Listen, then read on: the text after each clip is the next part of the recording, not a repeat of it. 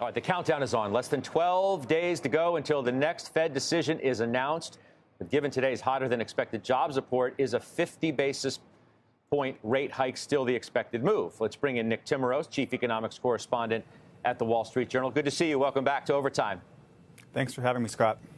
So does this do anything to that conversation about 50 next couple of weeks? You really haven't heard anybody talk about 75 basis points for this meeting, Scott. So no, I don't think so.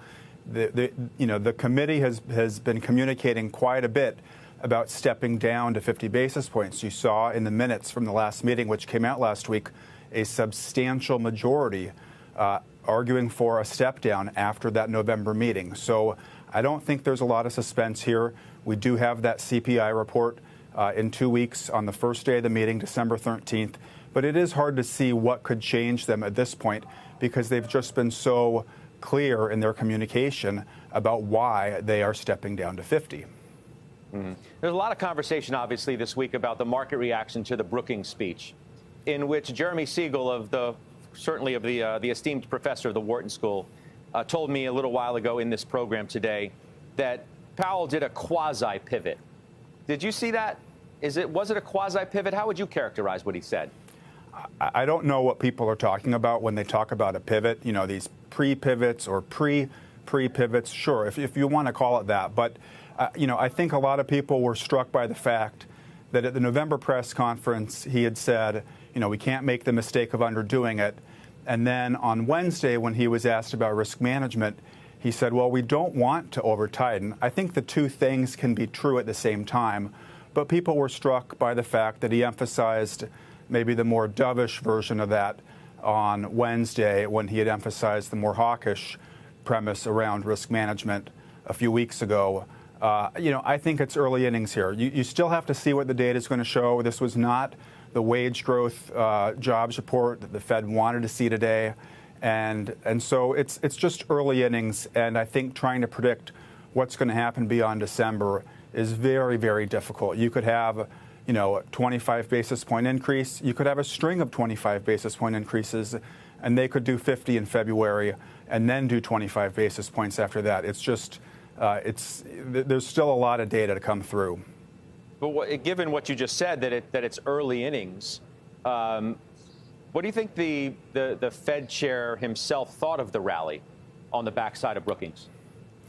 It's hard to say. I think when you look back at July and August and you had the easing in financial conditions there, you had a much lower federal funds rate and you had barely positive real rates. So there is a difference right now if financial conditions are easing because people think that the inflation picture is getting better. If they're misreading the Fed's reaction function, that could be an issue for the Fed.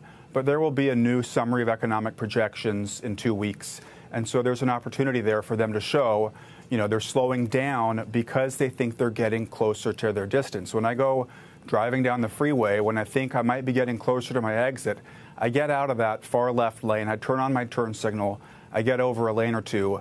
I'm not stopping the car when I do that. And I think that's what you're seeing right now. The committee thinks they're getting closer to their destination, even though they're not there yet. So they're getting out of that high-speed lane.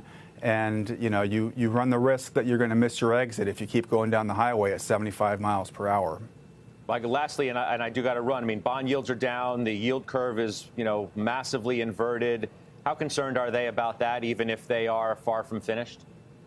Well, I don't think the yield curve inversion matters as much as it would have, say, 4 years ago, because inflation's a huge problem right now.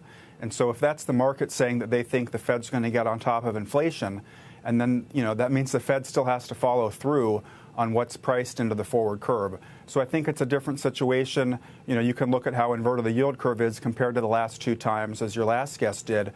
But, inflation wasn't a big problem in 2000 and 2007. Appreciate your time so very much. Have a good weekend. That's Nick Timiraos, Thanks for Wall having Street me. Journal, joining us there.